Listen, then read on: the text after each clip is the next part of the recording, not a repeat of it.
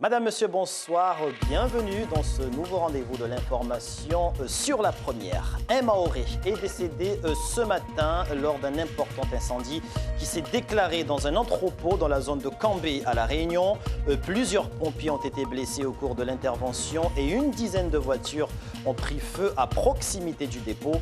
L'origine de l'incendie serait des flamèches de soudure qui auraient pris dans ces cartons.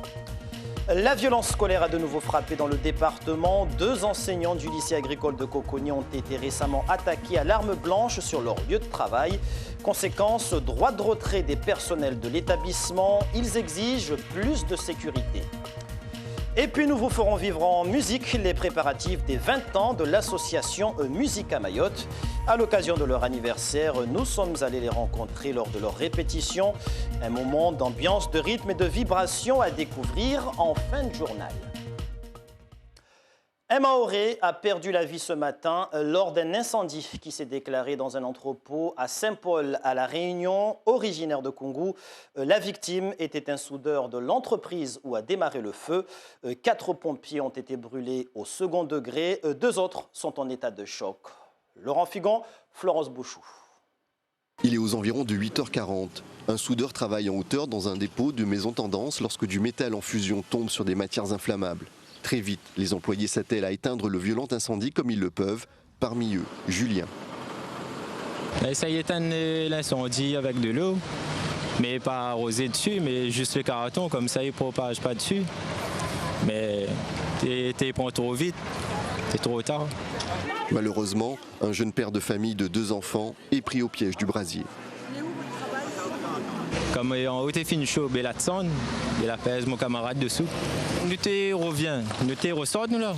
Mais le truc en haut l'a chapé, la bloque sur 2 pieds. Il n'a pas gagné fait rien. Il a essayé de tirer, mais c'était trop tard. Et de feu aussi, t'es bien fort. Les pompiers du port arrivent les premiers. Très vite, devant l'ampleur du sinistre, des renforts sont appelés des communes de Saint-Paul, Saint-Denis, Saint-André et même de Saint-Pierre. Cet incendie aura aussi occasionné des blessures plus ou moins graves à 12 pompiers et 2 civils. Beaucoup ont été choqués par le drame et pris en charge par la cellule d'urgence médico-pédagogique du SAMU. Juste à côté du dépôt se trouve un espace de vente de véhicules d'occasion. Lui aussi aura une partie des véhicules détruits. Vers 9h moins le quart, mon employé m'a appelé en me disant que bon voilà, il y a le feu chez Maison Tendance et qui a ensuite propagé vers mon parc automobile. Et j'ai perdu une quinzaine de voitures. Selon nos informations, le dépôt ne respectait pas les normes de sécurité, lieu de rassemblement et extincteurs absents, circuits électriques pas aux normes. Le sous-préfet, le parquet, l'inspection du travail et la brigade criminelle de gendarmerie étaient sur place. Une enquête est ouverte.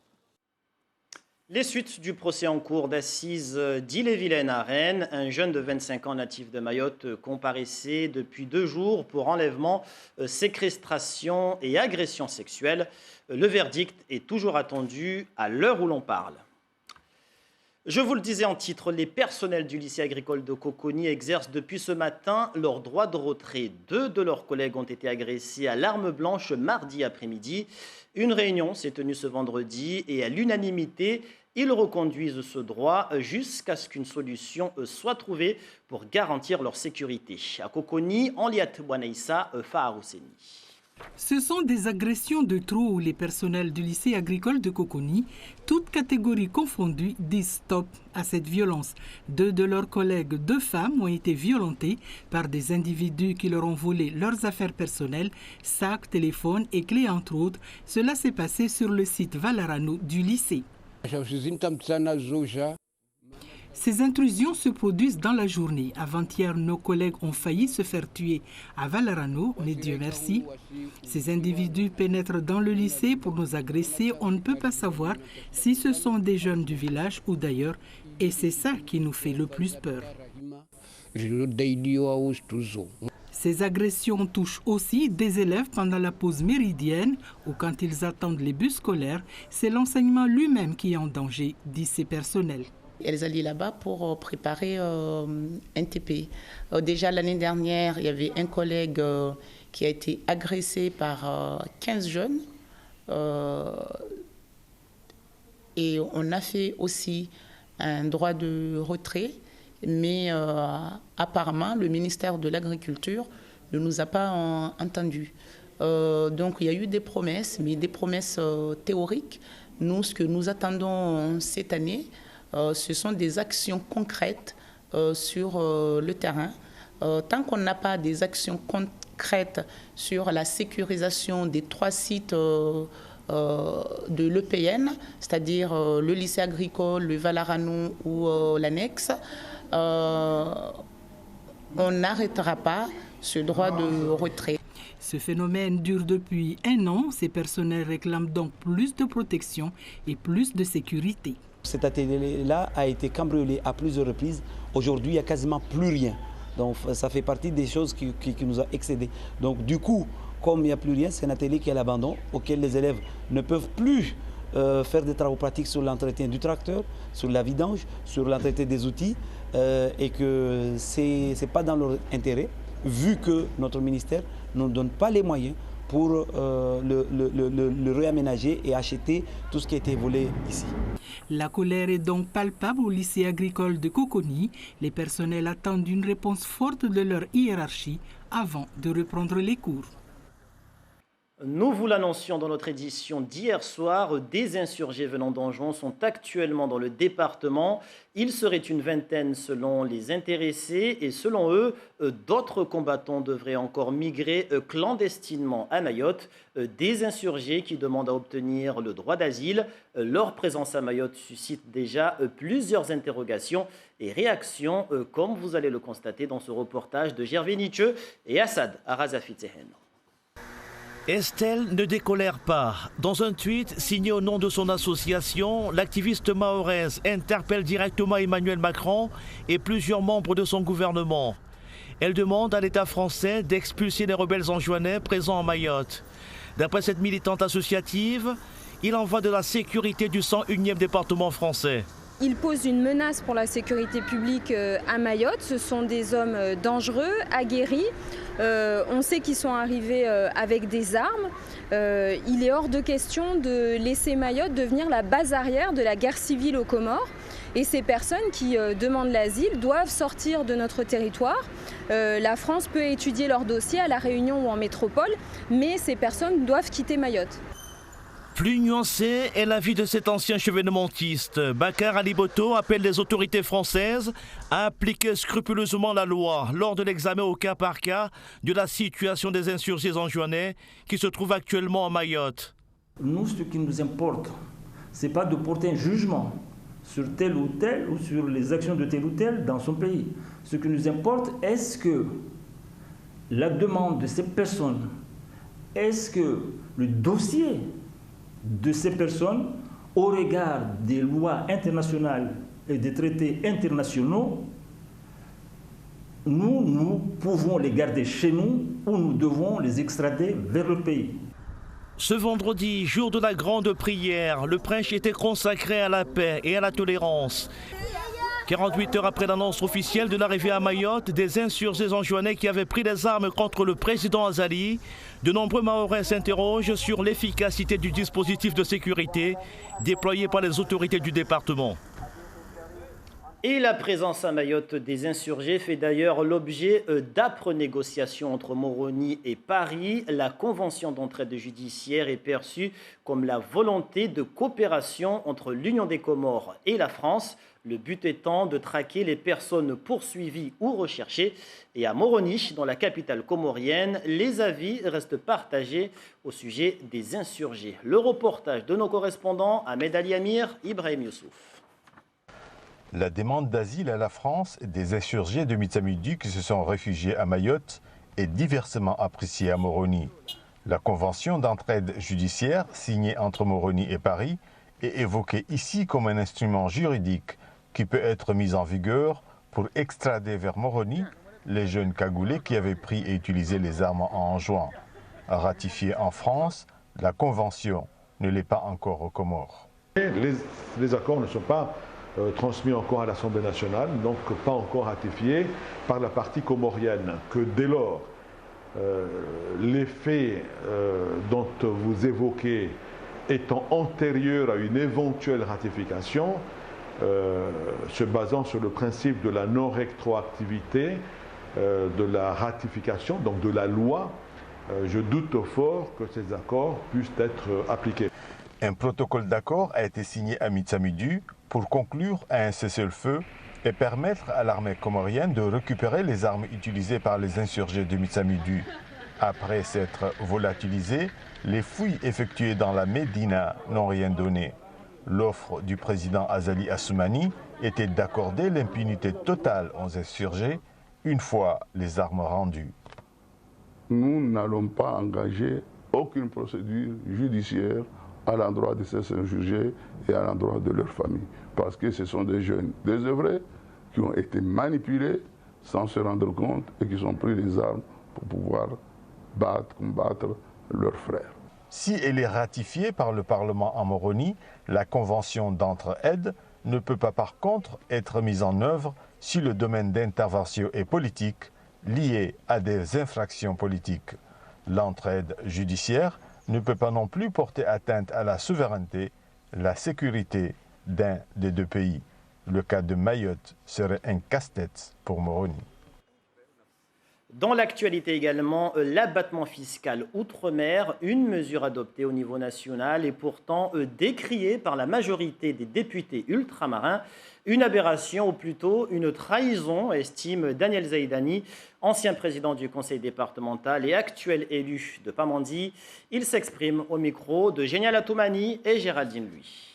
Comme vous le savez, au 1er janvier 2014, il a été mis en place la taxe d'habitation et la taxe foncière. Ces deux taxes ont fait croître de manière significative l'imposition à Mayotte et donc a amoindri le pouvoir d'achat des Mahorais. C'est la raison pour laquelle en 2013 nous avions négocié pour qu'on puisse avoir une revalorisation de l'abattement sur le revenu qui a permis de gagner 20 points en passant de 20% à 40%. Et ça, c'était pour amoindrir l'arrivée de ces deux nouvelles taxes. Nous constatons que 4 ans plus tard, la nouvelle réforme sur l'abattement fiscal remet en question ce gain. Et donc forcément, c'est une trahison pour Mayotte parce que la compensation que nous avions obtenue il y a 4 ans est remise en cause. C'est pour cela que le mot trahison n'est pas exagéré, mais correspond concrètement à ce qui vient de se passer sur le territoire de Mayotte. Et pour parler de ce vote sur l'abattement fiscal outre-mer, nous recevons sur notre plateau la députée de Mayotte, Ramla Tiali. Bonsoir. Bonsoir, Pépino. Alors, tout d'abord, une réaction par rapport à ce qui a été dit. Est-ce une trahison, le fait de voter pour la réduction d'un abattement fiscal en outre-mer? Bonsoir à tous et à toutes. Je ne crois pas avoir trahi personne en votant cet abattement. Et ce qu'il faut comprendre, le taux de 40% a été conservé tel que. Ce qui a été changé, c'est le plafond.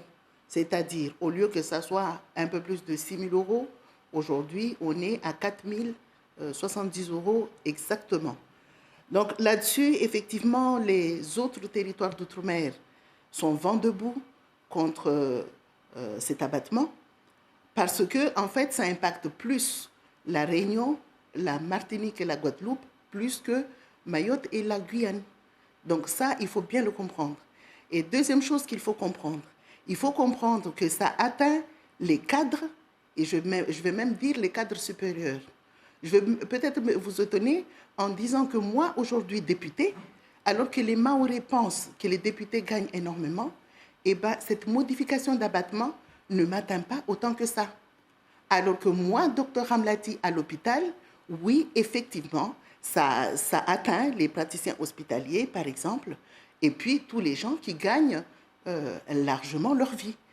Et c'est pour ça que ça a été dit, et je l'ai communiqué comme ça, c'est 4% de la population totale des Outre-mer, des foyers fiscaux qui sont atteints. Ce n'est pas monsieur et madame tout le monde, et les gens qui ne payaient pas ne paieront pas.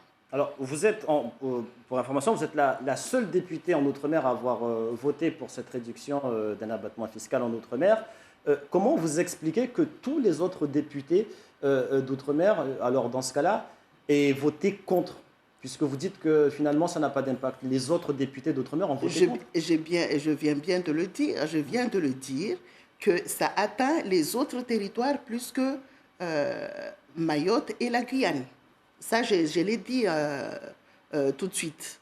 Maintenant, il y a tous les autres députés. Je crois savoir que parmi les députés qui sont dans la majorité, parce que ce qu'il faut savoir, et ici à Mayotte, on a du mal à saisir ça. Parce que même si aujourd'hui on dit qu'on va travailler Konyomoja, comme on dit, en union, ça ne fait pas moins qu'on a un député dans l'opposition et un député dans la majorité. Et dans une majorité, il y a une logique de majorité.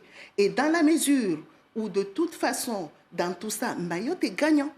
Ça, il faut le dire. Vous dites que Mayotte est gagnant, pourtant il y a les syndicats enseignants qui sont montés au créneau hier dans les médias, et une partie des élus d'ailleurs, qui considèrent que cette réforme sur l'abattement fiscal va mettre à mal l'attractivité de l'île, avec moins de profs, moins de médecins, moins d'ingénieurs. Il y a une inquiétude de la part de Il y a ces une inquiétude, ça m'a fait sourire. Qu'est-ce que vous avez à leur répondre? Ça m'a fait sourire. Ça m'a fait un sourire. Pourquoi? C'est l'ancien chef de pôle qui vous parle. Depuis plus de 15 ans, où j'étais chef de pôle à l'hôpital, j'avais 2 postes de cardiologue, 2 postes de gastro-entérologue, qui sont des postes prioritaires, c'est-à-dire qu'il y a énormément d'argent dessus, plus l'IPE, et on n'a jamais réussi jusqu'à ce jour à être attractif sur ces postes. Donc si l'argent suffisait à être attractif sur ce territoire, ça se saurait, on ne manquerait pas de médecins. Donc il ne faut pas rentrer dans un faux débat. L'attractivité à Mayotte, il y a plusieurs choses. Et d'ailleurs, quand on a des profs, parce que j'ai lu aussi, quand on a des profs, quand on a des médecins, on a des gens en fin de carrière. Pourquoi? Et ce sont ces gens-là qui vont être impactés effectivement. Pourquoi on a cela, mais pas les jeunes parents qui ont des enfants? Il faut se poser cette question. Donc, il y a des choses à faire pour l'attractivité du territoire, mais ne venez pas me dire que c'est parce qu'on a baissé le plafond que c'est pour ça que Mayotte ne va pas être attractif. Donc, selon vous, c'est un bon vote pour Mayotte Non seulement les 70 millions qui vont être perçus, ils ne viennent pas de Mayotte, plus la TVA non perçue, non payée, mais perçue, que Mayotte ne payait pas, il va être mis dans le pot où Mayotte va en bénéficier, ces 170 millions qui vont être redispatchés dans tous les territoires d'outre-mer. Donc, quelque part, Mayotte est gagnant. Mayotte compris. Donc, on a des garanties que ça pourrait être en tout cas, reversé dans les logements, par exemple. C'est dans les crèches, dans les...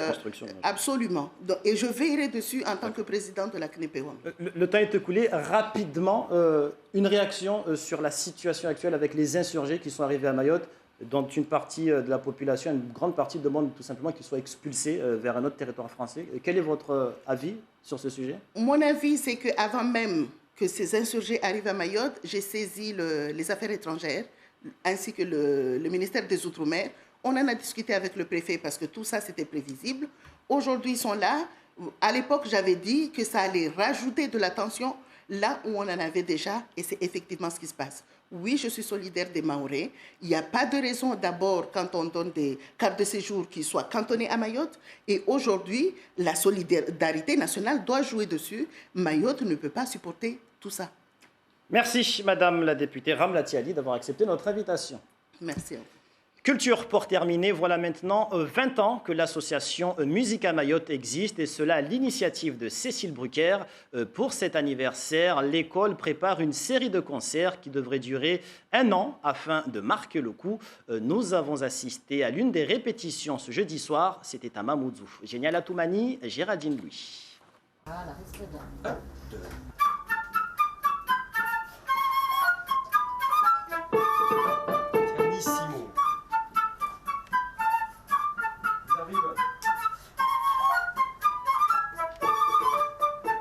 La garde montante de Bizet résonne ce jeudi soir dans les locaux à Mamoudzou de Musique à Mayotte. L'association fête ses 20 ans cette année et se prépare à vous faire découvrir, redécouvrir ou aimer tout simplement la musique classique ou le jazz revisité parfois pour l'occasion. Je pense qu'il va y avoir des surprises sur les 2 concerts. Par exemple, Vin, qui est violoniste classique, il a fait, donc je ne sais pas si tout le monde connaît Albinoni, mais il a fait Albi Johnny, avec la mort de Johnny. Et donc il y a les thèmes et les variations de Bach, de Jean-Sébastien Bach, qui est du baroque, alors du baroque au rock, en passant par Johnny. Et il va y avoir des petits clins d'œil comme ça. C'est quand même une année où on a perdu aussi Aretha Franklin, on a perdu Charles Aznavour. Donc je pense que sur les 2 concerts, on va en fait tout ce qu'on aime faire à Musique à Mayotte, c'est-à-dire ne pas s'enfermer dans un type de musique.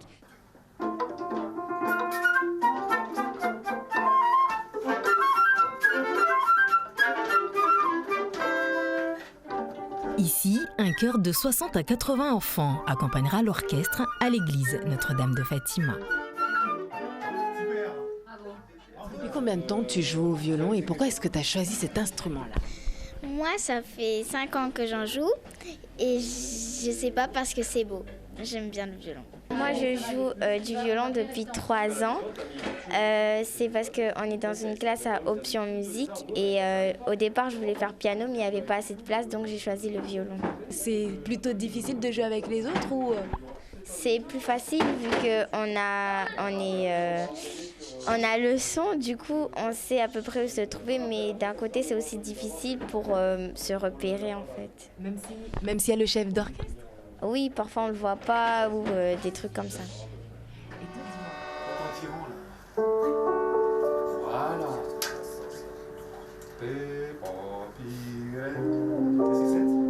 La difficulté, c'est la variété des instruments, le turnover qu'on subit à Mayotte. On joue des œuvres qu'on a déjà jouées l'an dernier avec d'autres élèves.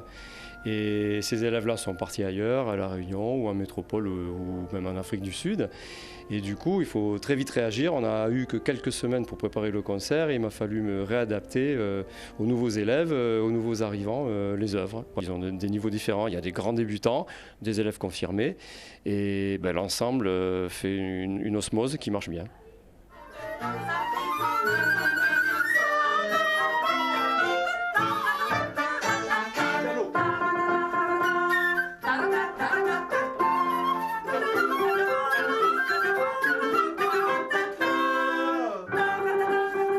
Concert classique à voir donc mercredi prochain à Mamoudzou. Mais avant cela, les jazzman de l'association Musique à Mayotte vous donnent rendez-vous demain soir à Pamandzi.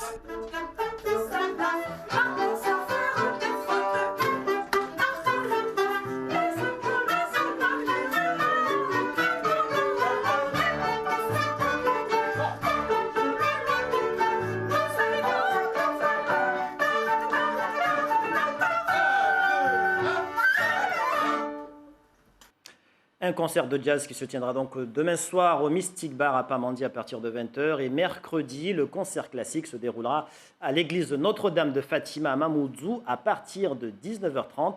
2 concerts avec des participations libres reversées à l'ADAPI, l'association départementale des amis et personnes handicapées à Mayotte. Voilà, vous savez tout, ou presque, en ce qui concerne l'actualité à Mayotte.